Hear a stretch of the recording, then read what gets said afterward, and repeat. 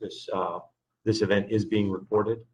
And so if that's not something that you're comfortable with, please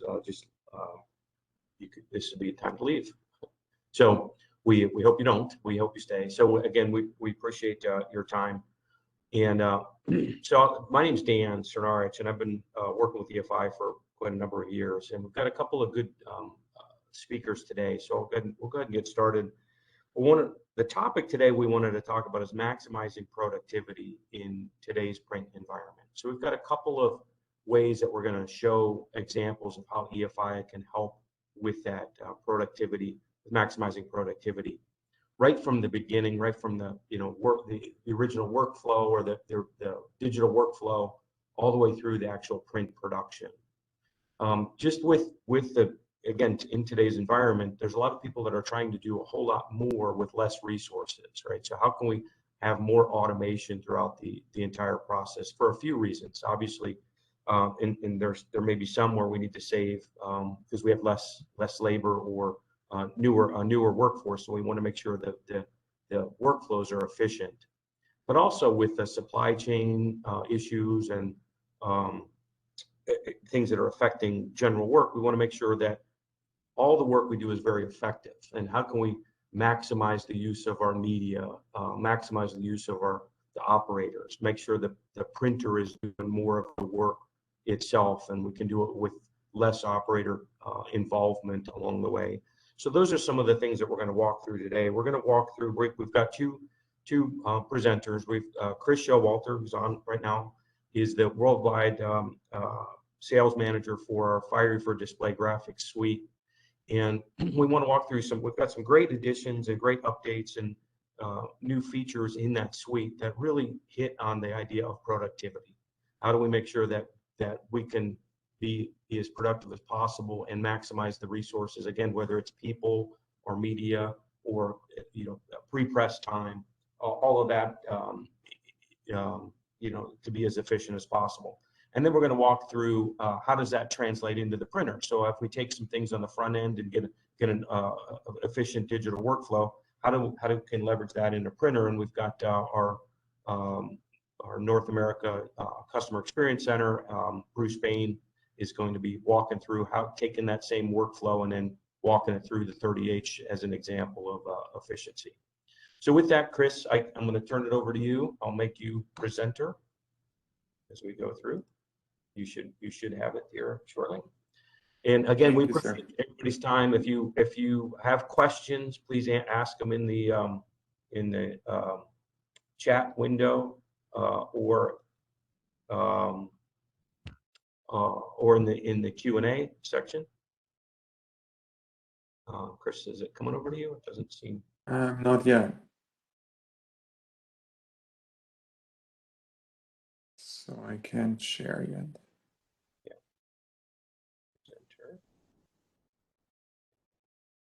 Sorry, I had another box. I had to hit one more click on there. There we go. Yeah, perfect. Perfect. You can see my slide deck, right? Sure can. Perfect. Yeah, thank you everyone for joining. Dan already gave the introduction, what we're going to cover, but just roughly, at least from my side of things, I want to give you just a very high-level overview of the Fiery Display Graphics suite. What are the things that we are trying to focus on, or what we are delivering to you, hopefully. Then I'm just going to give you a little bit of introduction why one of those products, Fiery Job Flow, is quite interesting. But today we're not going to do a deep dive into this one. Today we're going to do a deep dive into the Fiery Prepid. Why? Because A, it's a brand new product, and B, the timing is just, I don't want to say perfect because obviously the timing is horrible. I mean, we live in a crazy world, but not only do we have supply issues with hardware, computers, motherboards, CPUs, etc., we actually start seeing supply issues with media now. So a lot of you probably have problems getting their hands on the media. In Fiery Prepid will reduce your media usage by 50% or more for the right jobs. And I will explain what I mean with that. And that's obviously quite significant and a super low investment from a financial standpoint, and all fully automated, so making it easy and streamlined. But I will show you that both on a couple of slides, but I don't want to do that by PowerPoint. I definitely have a product installed as well. I want to show you the product and how we would create a layout like this. And then we will actually see if everything works right, how this layout arrives in Manchester with Bruce Bain. So he can show you how we would print it and what functionalities you would have on a printer to make your life easier. With that said, please type in questions while we go. Nothing is better than getting some challenging questions while I talk. This will make this more interactive. I did get one question came in already from one of the participants. They only see themselves and they're wondering if they're the only ones online. No, there's many people online, but you only see yourself as a participant. We get the visibility to everybody. So again, ask questions, as Chris said. Happy to take them as we go through. Thanks. Perfect. So what is the Fiery for Display Graphics suite? End of the day, we're considering 4 products to be part of this suite. Number 1 is Fiery Job Flow. And again, I will have a tiny teaser about why Fiery Job Flow is interesting. Fiery Job Flow is a pre-press automation product. So if you're thinking ESC automation engine, N-Focus switch, Prinergy for argument's sake, all those pre-press systems, they're a competitor for Job Flow. Actually, not really, because Job Flow is different, because Job Flow is easier and more affordable, right? So, and we will see why that is rather important. Then obviously we have the Fiery XF product line or Fiery Pro Server product line. So this is the Fiery RIP that is able to drive inkjet devices. So that can be the Epson Muto Mimakis of this world for proofing and or production, but that's obviously also the EFI ViewTech, EFI Wide Format, Reggiani, Bolt, etc., etc. So the RIP or digital front end to drive inkjet devices. And as a reminder, we are the only company on the planet that has one user interface, our command workstation, that can control any device within the facility. So that means shuttle inkjet, that means single pass inkjet, that means nanotechnology, that means toner devices, Xerox, Konica Minolta, Ricoh, etc., all from one command workstation. Any Fiery-driven device can be controlled from the centralized hub, which obviously is nice from a learning curve standpoint and from a stability standpoint. Number 3, that's the Fiery Prep-It. That's where we're going to do a deep dive today. This is completely RIP independent, same as Job Flow, by the way. We don't want to lead with limitation. We want to lead with value. All those products work independent of each other. And Fiery Prep-It is a focus to sit in front of whatever RIP and create layouts for print and cut. And this will happen in a fully automated manner if you want to. And it will save you 50% or more media if you have chops with shape or you use double-sided, and I will show them. Last but not least, EFI Iq, that's our cloud solution to monitor Fiery-driven cut sheet toner devices or EFI printers like the EFI ViewTech or EFI Wide Format printers. I will not cover that today. If you're interested, frankly speaking, this is the easiest product to ever get a demo. Just go to iq.efi.com and you can play with the product right away and just look at it yourself. So a quick introduction into Job Flow, and just very quickly why we believe this is a great fit for you actually. So Fiery Job Flow is a browser-based solution that can automate your workflow. So it's a PDF workflow, PDF to PDF. So PDF pre-flight is a file that I'm getting good or not. PDF optimization, so changing fonts, spot colors to process, changing overprints, adding cut marks, bleed, you name it, approval process, routing, full scriptability, etc., etc. So this is a real workflow. But talking about workflow, do you want to automate, and when? That's an interesting question, right? And I want to show you some statistics. And yes, I know this is a very old statistic, but I will have a newer one. So this one here is from 2015, so 7 years ago. Infotrends asked, I think like 200 or something print providers, are you automated today? And are you planning to be automated, right? And 10%, well, 9.1% said, yes, we are automated today, which is not a lot. But 76% said we are going to automate within 2 years, right? Because already back then there was margin pressure and life was still better back then. But already back then, 76% fully realized we need to automate, right? But the same or similar study was done in 2019, And now instead of 10%, 12% were automated. So not even close to the 76% that we're planning to automate, right? And that's even a couple of years later, right? The expectation was for 2017. So what happened, right? Clearly the industry wants to automate, but they don't. And in that same study, they asked for top 3 reasons why you're not automating. And it's really 2 if you think about it. So number 1 is lack of skill, or a product is simply complicated. And frankly speaking, if you look at Enfocus, Switch, Ask Automation Engine, and I know I mentioned them before, but they're beautiful products, very powerful, nothing against them. They're complex. I mean, you need a dedicated person that works those products, right? And that's a major commitment for you. And number 2 and 3, which are the same reasons, it's too expensive or the return of invest is unclear, right? So they're complicated and expensive. And that's exactly where Shopflow comes in. So Shopflow is using Enfocus Pitstop technology. So it has the same PDF quality than an Enfocus Switch, for example, right? But it's a super simple user interface, as you can see, a couple of modules that you piece together for a workflow. And it's very affordable at $4,590, right? So easy to use and affordable. So it's addressing all those limitations why you do not automate. And you have to automate because you have margin pressure. But doing a deep dive into that is another session. And please contact me if you have any questions. chris.showalter@efi.com. So let's do a deep dive into Prepit. Prepit is the media saver. And as I mentioned, we live in a time now where it's actually hard to get a hold of your media, and the media prices are going dramatically up. It's a client-server application, meaning the server is a native Windows application, but the client or user interface is a native Mac and Windows, and you can have multiple installed and multiple people can control the same software. It's a brand new product for EFI, and the core focus is on true shape nesting and double-sided layout, fully automated. It can do a bunch of other things. It can do a beautiful tiling as well, but the key value is the true shape. What does it mean? If you look on the right side here, and you see Fiery XF, but it really could be an Onyx as well, for example.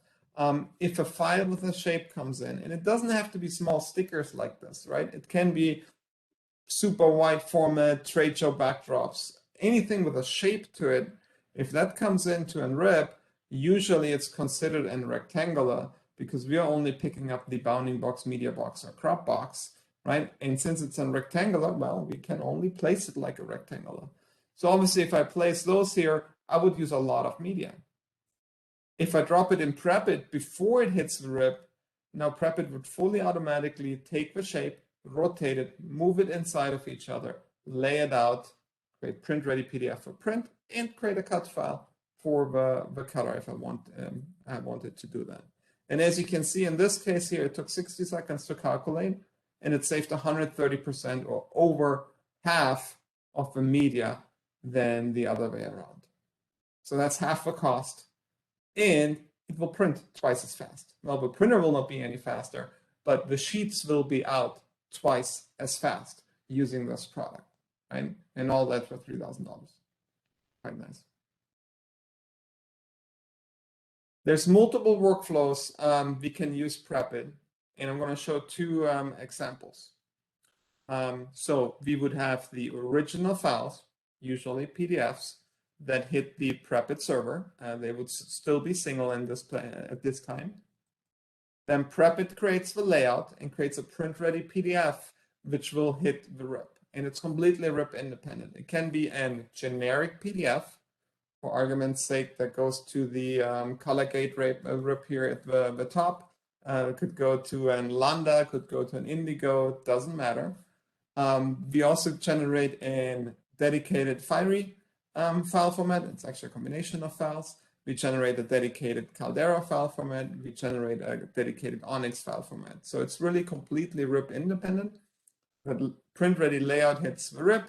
The RIP, obviously drives the printer and will print this file. This file would include already the cut marks for any cutter that's using round cut marks, barcode, QR code, eye in the sky code, etc. It's all already part of that layout, including a label line as well. And then for the big flatbed cutters like a Sund, Kongsberg, Suma flatbed, who have their own software that can accept a cut file, Prepit will create a second file, which can be a ZCC file for the Sund, or in PDF for the Kongsberg or that flatbed Suma, which contains the cut path only and the location of the barcode, cut marks, etc. And basically the cutter will sit there and wait for the print job, and you tap the barcode, or the camera reads the QR code, and it will start cutting fully automated. And if everything goes right, we might be able to see that today. Fingers crossed. The other workflow is if you have a cutter that does not have its own software, that cannot accept PDF, AI, or ZCC, no problem. We can create a print-ready PDF file that goes into the RIP, and most RIPs are able to create cut paths themselves, right? And in this workflow now, all the cutters become available that the RIP support. So the Sumas, GraphTechs of this world, et cetera, et cetera. There's one limitation to this workflow. If we have to rely on the RIP, then usually this layout is kind of fixed and finished, meaning the RIP can only place the cut marks around it, which will need a tiny bit of more space. And obviously you have some very big prints and flexible material that can result in a tiny bit of accuracy issues from a cutting standpoint. Therefore, the only thing that's a little bit RIP dependent is with Fiery XF. You have a value add integration. We are shooting in addition an XML sidecar file, which explains Fiery XF to also place cut marks within the layout. So if your RIP happens to be Fiery XF, then you don't have to place it around. It will do it all inside, and we don't have those potential accuracy issues for super big files and stretchable material. But either way, Prepit is a standalone product, which is independent of the RIP, works before the RIP, multiple workflows. And yes, there happens to be a value add Fiery integration. Hey, Chris, there was a question online, two questions actually. One is the Fiery control, how many printers can it control? And then also the second is the pricing that you showed, the $495 for the job flow, and then the $3,000 for the Prepit. Is that annual or is that a one-time? How does that work? Okay, so the first question was how many printers does can Fiery control at one time? Yeah. Yeah. So Fiery Command Workstation is free of charge. It's our user interface that sees all the Fieries in the building. And now we very much have to differentiate about what printers, what Fiery. So and Lambda comes with a Fiery built-in. One-to-one relationship, Lambda and Fiery is the same thing. Same for the EFI Nozomi, printer and Fiery, same thing. In the cut sheet world, so in Xerox iGen, for example, also comes with a dedicated Fiery. So always one-to-one relationship. In the inkjet world, so Epson, Muto, Mimaki, EFI Wide Format, etc., it's called Fiery XF. And Fiery XF can actually drive multiple printers from one RIP. I'm coming to the actual question. The Fiery Pro server that comes with an EFI printer will drive that one printer. Additional drivers have to be purchased. If you purchase a Fiery XF software only for an Epson, for example, we actually decoupled it from the driver, meaning you buy the core version for smaller money, and then you add as many drivers as you want to. So long story short, there's no physical limitation to how many drivers you can add, but each driver costs you some money.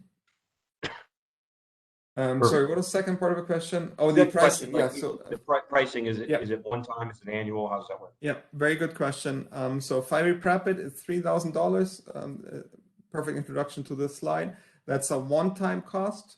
It already includes the maintenance contract for the first year. Maintenance meaning phone support, email support, etc., and all updates and upgrades. That contract has a value of $600.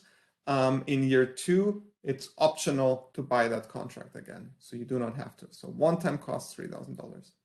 Perfect question. Thank you.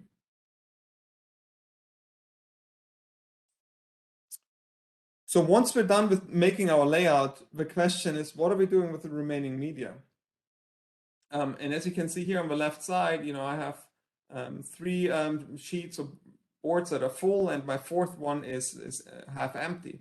If this is roll media, no problem. We will simply cut, right? If these are boards, then what's going to happen is we allow the software to use a smaller board as last sheet, or we allow it to cut up the remaining white space into standard sheets so I can reuse them. So we have some smart strategies how to cope with the free media as well. Multiple levels of automation. I can do, of course, hot folder automation, 3 folders, incoming, outcoming print-ready PDF, and outcoming cut file for the cutter, right? When I say of course, I think it's of course, but a lot of competitive solutions cannot do any automation. So I guess it's not that obvious. We can do manual jobs. We can actually do semi-manual jobs or semi-automated jobs as well. And I will show that in my demo that we can already apply some automation to my jobs. And we have a notion of a .json file. So a .json file, end of the day, is a text file. That text file contains all the settings of a hot folder. So I could create multiple hot folders for multiple medias or whatever, or I can only create one hot folder, but send a .json file out of my switch workflow or my Fiery job flow workflow, and this .json file will overwrite the hot folder on the fly, and therefore I only need one hot folder, and I can dictate from the workflow how many copies I need, double-sided, yes, no, etc. One of our first customers, Supercolor, they're in the West Coast, US, a very big ViewTech customer.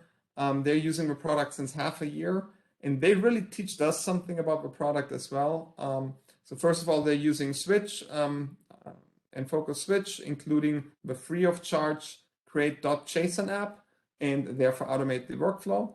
And what they really teach us is, because we were thinking small stickers, street signs, that kind of stuff, but they're doing super wide format, trade show backdrops, building wraps, etc. So everything that has a shape to it, they run through the system, and they're extremely happy with it. How do we stack up to the competition? So if we look in the competition, obviously price value is a point. So Prepit is $3,000 one-time cost. If you look at Onyx TrueFit, it's a really nice product, but it does not have any, and it's priced at $2,000, but it does not have any automation. It's limited to, we're not quite sure actually if it's 20 or 25 files. So I put the maximum on the slide here. So 25 files maximum on one sheet. It's limited to 90 degrees. So you cannot do a free angle rotation. You can only do 90. And Onyx TrueFit does never place the cut marks. They always rely on the rip, right? So what I explained before, that if you rely on the rip, that you can only place it on the outside and you might run in some cutting accuracy issues. That's exactly what Onyx TrueFit will have. Okay. Esco iCut, quite high price, with 5,000 euros one-time cost. Super cool product though, very powerful. It can do bleed, it can do fully automated creation of cut path, but it does not have an automation. So no hot folder automation, nothing. So you always have to do manual jobs. And frankly speaking, it's end of life, right? So it's not available anymore. Likely has to do with that Esco sold Kongsberg, and therefore the software does not have any value for them anymore. So good product, high priced, but no automation and not available anymore. Caldera Prime Center, really nice product as well. From a layout standpoint, very similar to what Prepit can do. Very honest, it can do a little bit more because it can do PDF pre-flight. So the analyzation of a PDF, but it cannot fix a PDF. So our job flow is way more powerful, right? But I need to be fair, it can do a little bit more than Prepit because it can do that pre-flight. With that said, it's 5,600 euros per year for their biggest version. So that's just insanely expensive. Usually you would calculate over 3 years or something like that. So you're looking at 15, 16, 17,000 euros compared to 3,000 euros or $3,000. So obviously the price value is just a completely different ballpark. But price is not everything. We want to look at the value as well. So here you see a test where we compared the products that I just mentioned. So you see on Esco iCut for 100 of those stickers, 48-inch by 48-inch sheet, we needed 6 sheets. On Caldera Prime Center, we needed 6 sheets. Onyx TrueFit, we needed 6 sheets. And on Prepit, we needed 5 sheets. Or in percentage, we were able on this particular test to save 10 to 12% more media than the other products, which, you know, most of them cost more than ours. So Chris, there's two questions online before we get to the demo. One is, does Prepit have tiling features, in particular, wondering about jigsaw tiling, which I think that's what you showed, the nesting, the tiling, but you can talk through that. And then does Prepit feed material usage back to systems like EFI Pace or the like, per part or per job? Okay, good questions, because I don't have an answer for one of them and the other one is no. So those are good questions. So first, the tiling jigsaw. So Prepit can definitely do tiling, rather sophisticated tiling, including overlaps, glue lines. It will also honor the original cut path. So if I have a big file with a cut path around it, I need to tile it. It will redraw a cut path, so it will cut it properly. Honestly, I don't know what a jigsaw tiling is, so someone will educate me and then I will follow up on that one. Then the second question was on the, so I can automate it incoming, so I can send a .json file and I can tell it what to do, but today there's no output automation yet. So it will obviously create automated the PDF file and cut file, but it will not talk back yet about what's on the layout, how long did it take, it's finished, etc. So today an automation like in Switch or so needs to monitor the folder. But we are in process of developing a Switch app. We are in process in developing the integration to Fiery job flow. So we will see improvements of integrations in the future, but that's the status today. Very good question. Yeah, the follow-up, letter phrase import in jigsaw tiling allows you to select and then break up individual letters into their own tiles, and then allows for nesting. That was so I can definitely nest my tiles. That is a limitation that Fiery XF, for example, has, that it cannot do that, but Prepit can nest the tiles. I can ignore certain tiles. I'm not sure if that 100% answers the question. But send me an email, chris.schowalter@efi.com. I definitely want to follow up on that one and get a detailed answer. Okay, perfect, thanks. Perfect. So let's look at the product.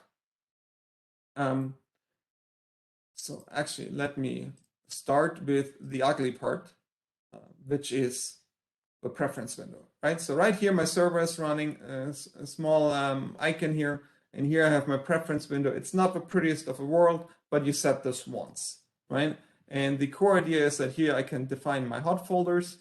So an input folder, an output folder, that's where the print ready PDF goes in. So as mentioned, generic PDF. Fiery XF would be a PDF plus an XML file. Onyx dedicated PDF file, Caldera dedicated file, so very RIP independent. Then if I want to rely on my RIP to create the cut marks and cut file, I'm done. Or if I want to send in cut file directly to the cutter, that's where I'm defining my second output folder here. Second thing that's interesting is the media manager. So media, I mean, I'm a color guy. I usually think ink limit, etc. But in our case here, media means available sizes. And is it, and standard, meaning am I allowing the software to cut up the remaining sheets into those standards? Am I allowing it to use it as a last sheet? So it's basically the sizes and all the available tools or cutting strategies. So through cut, kiss cut, perforation, greasing, all those things I can do in a cutter, I can assign them right here. I can also define the nesting strategies. Am I always allowing to do free angle rotation, or am I forcing it to do 90, 180 for street signs, or 180 for corrugated, etc., etc. I'm also defining my cut marks in here. And obviously I have automation as well. Actually, let's look at it real quick. I can define already some variables, and all of this can be overwritten by the .json file. I can define how to reassign spot colors or layers into my cut tools, and I will show why that's important. I can define my tiling here. What are the size of the tilings? Do I need overlap, etc. My grommet marks, etc., etc. But enough of ugly settings. Let's look at the product. So I will first do a manual chop, and it will run in an error. I'm going to warn you right away. That's on purpose because I want to show you something. So I'm loading my little bear here. I can already give the customer name, order ID. Why? Because we can actually group the chops together by customer or order ID, for example. I define the media I want to use. Again, that defines the size and the available tools. How many do I want? Let's do 25. Double-sided, one-sided, nesting, fully automated or manual. I want to do it manual because I want to show you how I'm pushing it through the system. So it will come in, it will start, analyze it, and it will run in a warning. Why? Because my designer defined a spot color as cut contour, but my media in the system expected through cut or kiss cut, right? So the software doesn't know what to do, and I can fix that in the automation. But I will have to fix this manually. So I'm opening the editor, and now I can start looking at what are the available vectors to me that could be my cut path. And you can see here on the right side, that's where my media is, and you can see the available cutting strategies per media, right? If I have a different media, there's different cutting strategies I have. So obviously the cut path is most likely this fella here, but that's very cumbersome to select it this way. It's way easier if I simply look into my spot colors. And yeah, guess what? I'm fairly sure my designer wanted me to use the cut contour spot color. Yep, that looks about right. I can now start tweak and tune my color, my spot color, my cut path, sorry. I can assign an offset. I can start moving it in, for example.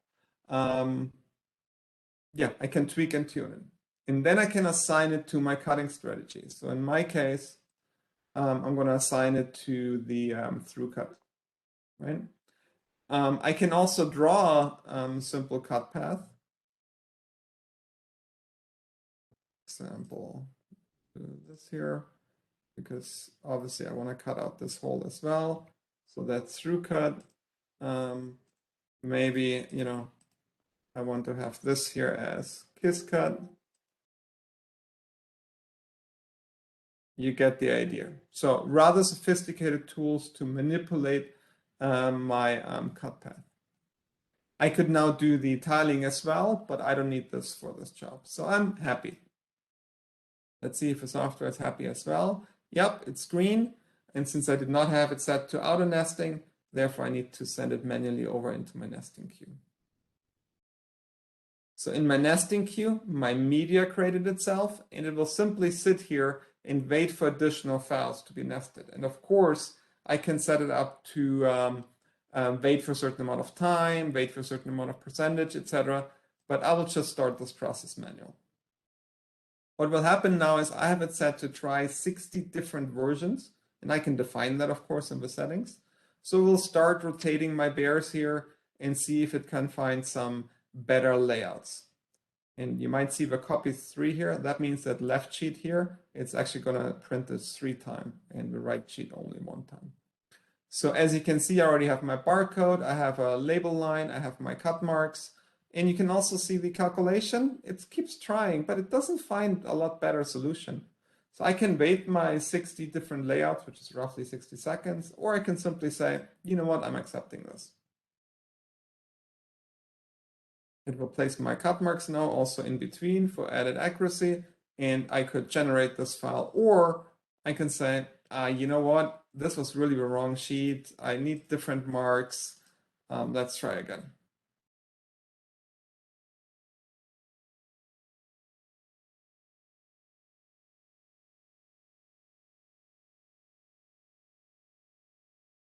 So I'm hoping that one bear disappeared. It actually did, because it was before copies 2 here. So it was actually 3 sheets. It was able to get it onto 2 sheets. So that is quite some significant media saving. Again, I could wait, or I simply accept. It places the cut marks, this time only on the corners, because I changed my cut marks, right? I click on generate, and now it will create a cut file for my Sund Kongsberg Summa, etc., and a print ready PDF. So that was obviously quite simple. So let's do it a little bit more complicated. So I'm going to select a bunch of files, and again, I could just drop them in a hot folder. And now I'm assigning an automation. And this automation will already define my variables here, but it also does an assignment of that spot color into my cut path, right? But what I had to do manually, it's going to do that fully automated now. So if those come in, they should come in here, they should be analyzed, and they should all turn happy automatically. See, they all turn green. I could have set it up so it moves fully automated through, but for the demo, I like to push them through manually. So let's wait real quick while they come in.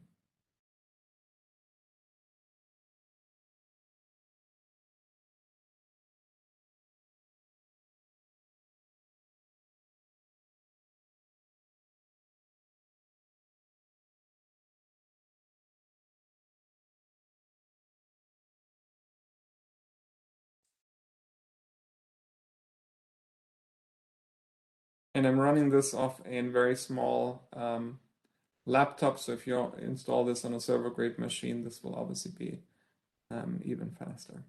So it analyzed all those, and I'm sending it over into my nesting queue. And what it will do is it will create an media now for me and load them and wait for additional files to come in. While it's doing that, there was another question around if the Colex and GraphTech cutters are included in the RIP. So that's not a Prepit question, but an Fiery XF question. So if you go to efi.com, Fiery for inkjet, and you will find supported printers and cutters. This is always the most accurate source. You go to supported cutters, and here you find the list of supported cutters. So we definitely have Colex, we have GraphTech as well, and then the question is, is your particular cutter supported or not? And it will tell you what product option you need to support it. Okay, so in this case here, I would need the cut servo option, which is $500. Okay, good question. Thank you. In the meanwhile, this media created itself. I have all my files in here. I could wait now for my time limit, or I start this manually again. And now, of course, a lot more is going to happen. I forget how many of those were, like 10 different files or so, 20 copies each.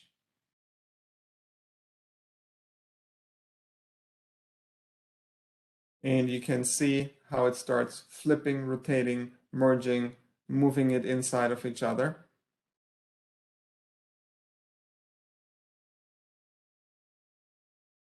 And as a matter of fact,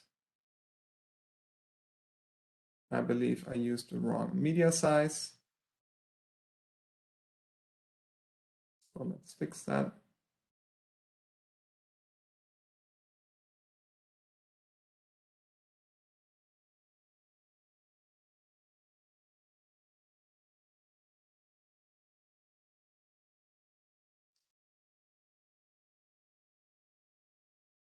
All right.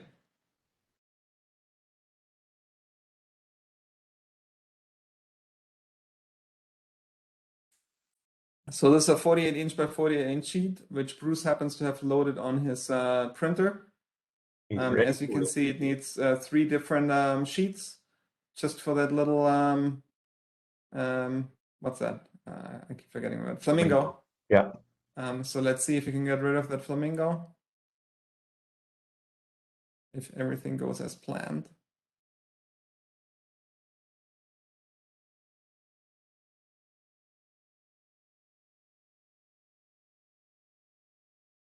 All right, I was able to squeeze it on 2 sheets. I'm happy with this layout, so I'm going to accept this.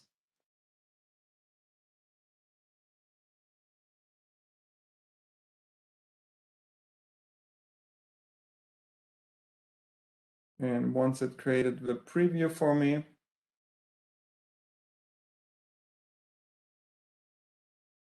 I will send 2 files over into Manchester. One is the print-ready PDF, and the other one is the cut file.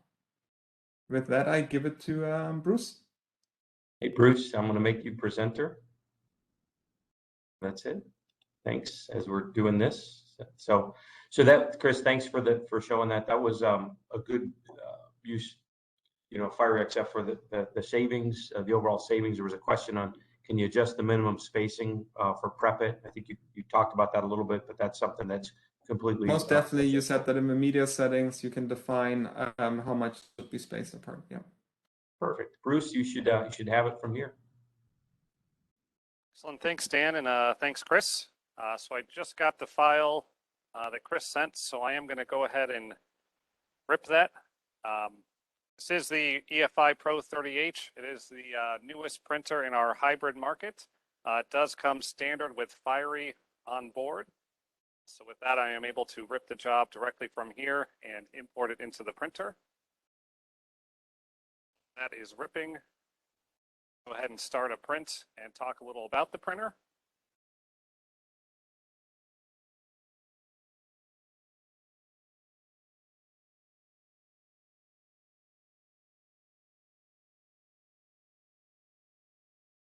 So as I mentioned, this is a hybrid printer, so we can print on the rolled or flexible material as well as rigid.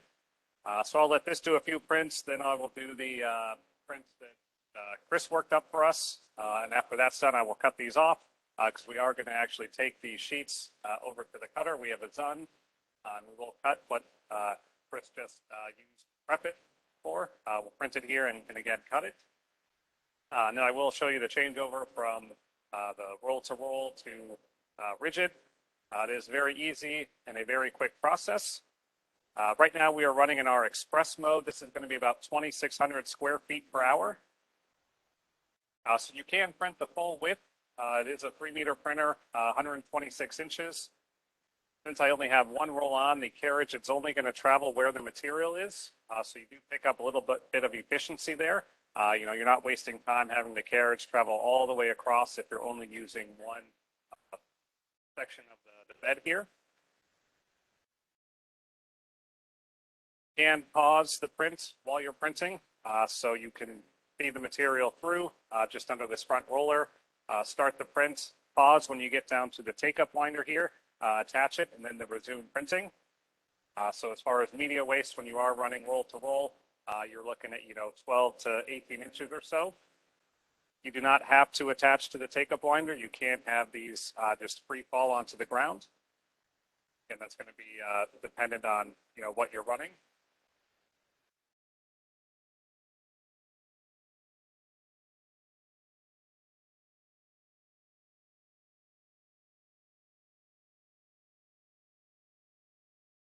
Looks like the file's finished ripping, so I'm going to go ahead and start the print. Page 1 is ready, so we'll go ahead and start with that one. And again, Bruce, for the Pro 30H, there's a full-blown Fiery Pro server built into it, right? So it has all the features of Fire for Display graphics built right into the printer. That's correct. So that's how I was able to receive the job from Chris, rip it, and now print it, all using just the one computer. So I am printing this one in our distant mode. So this is going to be about 1,100 square feet per hour.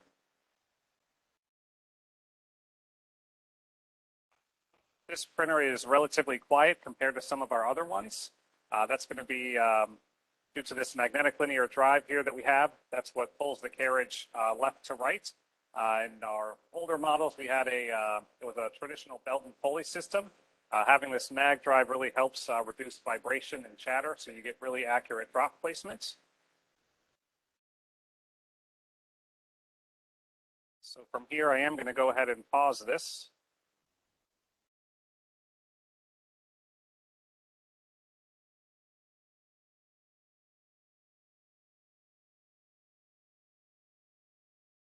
So again, we can pause and resume.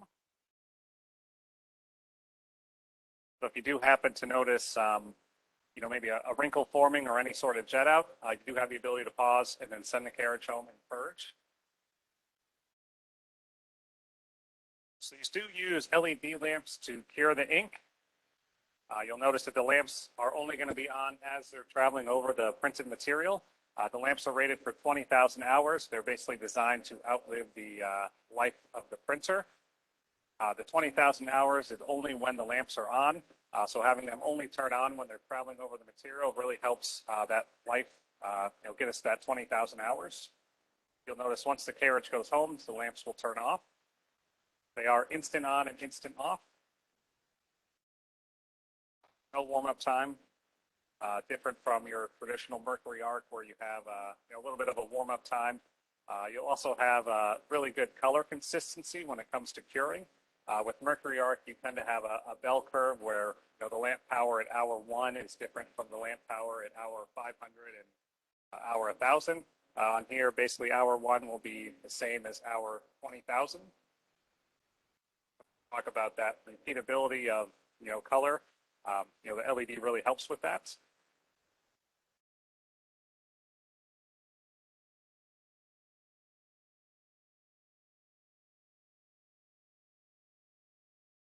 So I'm going to switch around to the rear camera. Show you a little bit about the feeding. So the first thing you'll notice on the back here is that we do have a second monitor built in. This is fully touchscreen, so anything you can do on the front, you can do on the back. Mirrored screen of what's on the front, but it does give the operator the ability to work from the back. They can rip jobs from back here, set up a bunch of different jobs to print, change any sort of settings. There's a third set of controls over here on the right-hand side. Again, so depending where the operator is, they're never far, more than an arm's reach away from engaging a print, loading material, things like that. So if you're a one-man show like I am today, it makes operating this printer really easy because you're never more than an arm's reach away from a set of controls. We also have this redirect bar here. This comes standard with the printer. It's not an add-on. Big benefit of that is if you're running 3-meter material, that's going to help get rid of that smiley face artifact that you sometimes see. Same with any really thin material. This will help kind of mitigate those wrinkles. It helps keep the material flat as it's going in. If you did not want to use this, I was only running 1 roll of PSA. I'm not worried about wrinkling, so I fed it directly under that roller there.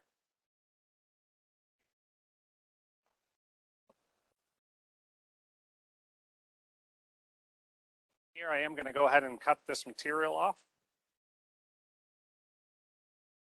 Switch over to rigid material.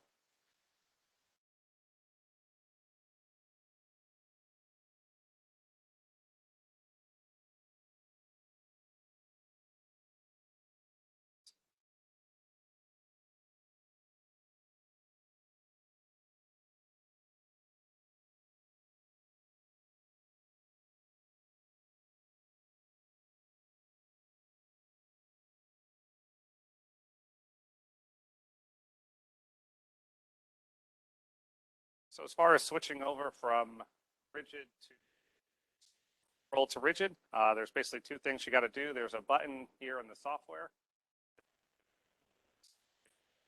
Roll to sheet. If we go the other way, we would go from sheet to roll. We have this table that we will attach.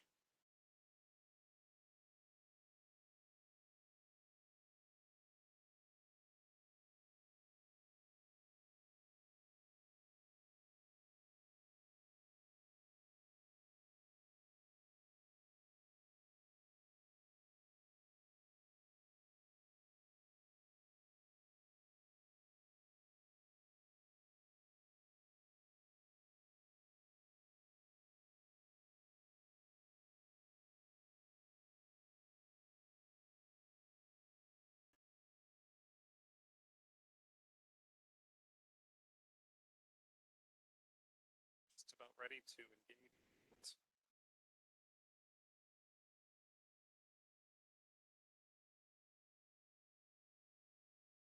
This printer does come standard with 6 individual vacuum zones. You're going to have 4 vacuum zones in the front and then 2 in the back. And the reason for that is if you're running multiple boards through the printer at a time, the fence will drop down and you'll load the sheet up to the fence. You don't want the vacuum on when you're trying to load the sheet against the fence, so the vacuum will shut off until you engage the print and the rear vacuum will turn on. Vacuums in the front will be on the entirety of the print. Back here, this is touchscreen. So I have my print loaded. I basically took the 2 sheets that Chris sent over. I nested them together in Fiery. Those.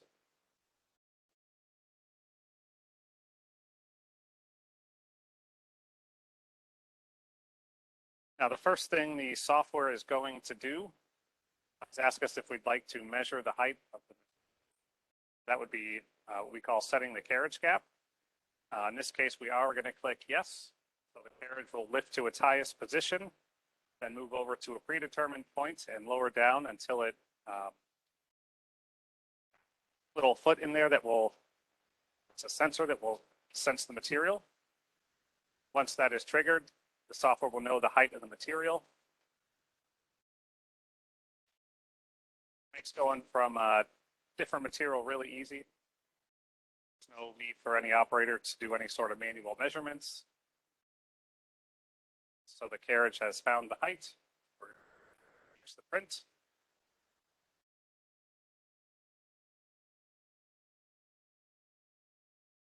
This is just a 4x8 sheet of chloroplast.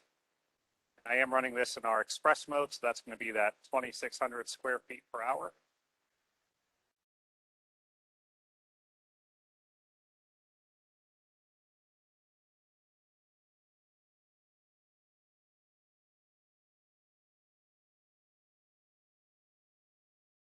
So you'll notice again that the carriage is only traveling where the material is.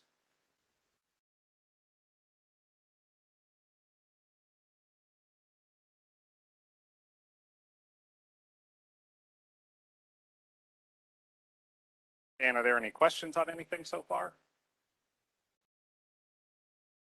There was one question that came in that said, or can we fully edge-to-edge printing on any media? And then the second was on is the nesting, I think the spacing for the nested elements based on die line or artwork bleed. I think that second question is probably for Chris, but or maybe both. Are we doing any edge-to-edge printing on this, or is there a margin on the print? Nope. So you can print edge to edge. In this case, I basically took the file that Chris had created. They were about 48 by 48 inches. So I did create a 001, so it will print edge. Great. And then the spacing for the nested elements, Chris, is that on the die line or the artwork bleed? Is that, or is it? I'm actually running a test in parallel because I wasn't quite sure. It looks like it's based on the die line. Die line. Okay.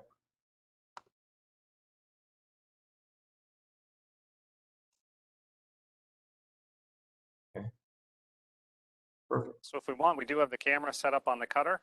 So I Yeah. can switch it over there. Well, I think Bruce, and again, just as we're running close to the hour, but it'd be good to kind of show that. But I think, again, as a recap, you showed a lot of productivity features built right into the system itself. Everything from, starting with length of the carriage run, where the carriage is only going to run the length of the printer, so that's it's as efficient as possible, or just the length of the print, so it's as efficient as possible on the print itself. And we built a lot of things into the printer, like the 30H, for operator productivity. Like we talked about those dual screen monitors, right? So one operator can manage that front back. They don't have to run around the machine, so it's available to them all the time. Another thing we talked about, you talked a little bit about, is this idea of continuous board, that you can start one job, as the job is printing, as it's finishing up, you can prep the next board to print before the first one's done. So as soon as that one's done, the next board goes in. Again, making that operator as efficient as possible for that work. And then things like auto height detection and pause and resume. These are all features built in to make sure that we're as efficient as possible with the media, the prints. The operator can, again, single operator can run this whole printer.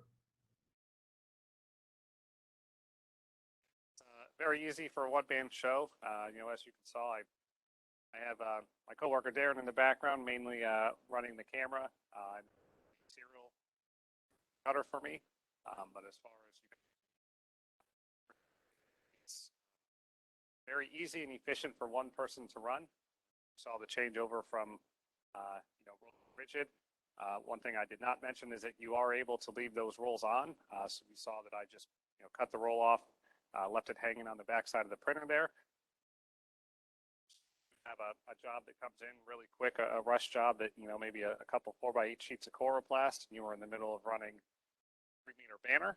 You can just finish your print on the banner, cut it off, throw the few sheets of coroplast through, and then go right back to the banner to take off. I mean, the changeover, as I said, was really just a button in the software that you select. So really simple, really easy. Perfect. Is there any other questions that we have? I don't see any directly online right now. But if again, the cutter in action. Somebody said, let's see the cutter in action. So that would be kind of interesting.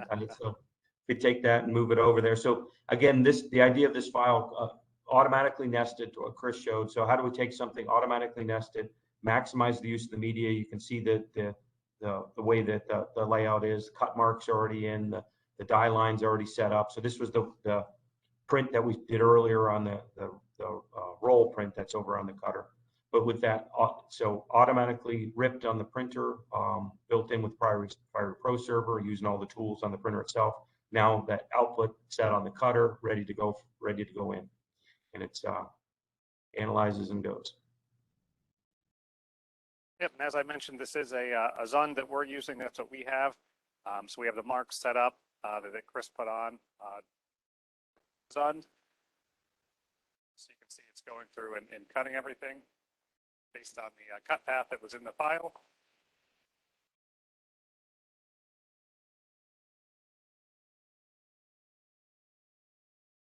And I don't know how many elements there are in this, 100 and whatever. take a minute so we can see. But again, completely automated from the way it was nested, printed, and now on the cutter. There was nothing that the operators had to do other than import the files and do the setup in there. So again, it's all right. And while the full sheet would have taken a while, it's actually also optimizing the cut path in a way that the time it moves from one element to another is as limited as possible, right? Yeah. So it will stop cutting as close as possible to the next element, therefore reduce the non-cutting time. I will say one of the features that I like most about this Prepit is the ability to have these registration marks not just on the outside, anywhere on the sheet where they can fit them. So it does give us a little more accuracy when registering. And same thing with printing on a 48x48 sheet. Normally I would be limited with the Fiery software, the way it works, to just having the marks on the outside. So that 48-inch sheet really becomes 47. So you do use space there. But with the ability to have the marks intertwined between the artwork, you do pick up space. Excellent. So the idea of this and what we wanted to walk through this example today is really, again, as much automation as possible in the overall process. Really, the only two manual steps that we saw, right? Chris imported the file, loading of the media and moving of the media to the cutter. That's really the two manual steps. Everything else is automated in the process, generally in there. So, again, leveraging as much of the printer as we can for efficiency, as leveraging as much of the software as we can. That's really what we see going. So doing more work with less operator time or less operator action. Let's see. If there's any other questions? I don't. Can the cutter? Okay, so if we only had my checkbook, I love that one. Can the cutter take heavy stock? I think that'll, those will be up to the individual cutter. The printers can handle. Bruce, what's the thickness of the stock that the print that 30H can handle? So it'll print up to 2 inches. 2 inches. And 200 pounds, I think. So like if you have a true heavy weight stock, I believe that's the weight limit. You correct me if I'm wrong on that, but I think somebody asked me that the other day. So it can take that work there, and then the cutter, it depends on the cutter itself. to the one you have. I don't know what the Zund has. I did have 2 questions, Dan, that looked like they might have come just privately to me. Okay. Someone asked how many passes are in Express. That's going to be our 1 pass. So that's the fastest mode we have on the printer. And then someone else asked, is the $1,590 a yearly charge time fee? Yeah, I think we talked to that one already. For Prep It, all the prices that were shown were the one-time charge, and then there's an annual maintenance charge, which is significantly less. Net annual So maintenance. one-time charge $3,000, and the maintenance is $600 included in the first year, and optional in year 2. Yeah, and that's for updates as well as phone support. Yeah, on the product. Good. We're just a couple minutes over the hour, so again, we appreciate everybody's time for here. We can stay on and take any other questions or take any other feedback, and please provide that feedback if there's any questions or feedback even afterwards. Send them through to your EFI representative or our partner, or any of our authorized partners. Be happy to take any of those questions. I don't see any other questions right now, but please feel free. Any other final items? I'm going to stop, take over for a minute, and I want to become presenter because I want to just share contact info. We had a couple of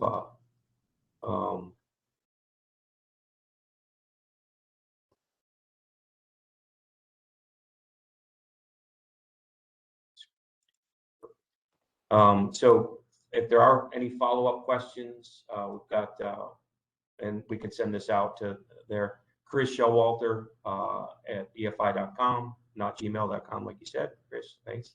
And here's the number. And then Bruce, thanks for the time there, Bruce. Bruce Bain at EFI.com.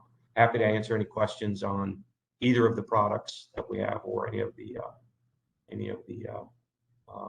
EFI, any of the other EFI products as well. So again, thank you all for the time. I'll look to see if there's any final questions. Let's see if there's one. Let's see. I don't see any other questions. I don't see any other chat. Again, thanks all for the time today. We'll look to end this. Again, feel free to leave. We'll keep it open for a little bit longer if there are any other questions. But again, thanks for your time here this morning or this afternoon, wherever you're at in the world. Thank you, everyone.